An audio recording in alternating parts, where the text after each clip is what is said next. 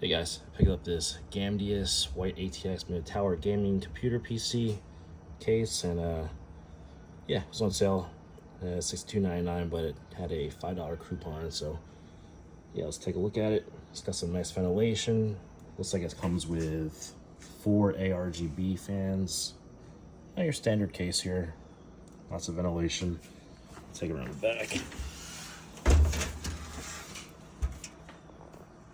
It doesn't really offer too much in terms of space between the panel and the cable management system, but it's kind of manageable. Definitely gonna have to remove the hard drive cage there to make some room, but yeah, I'm gonna use this in a build, and of course I'll take a video of it. All right, later guys.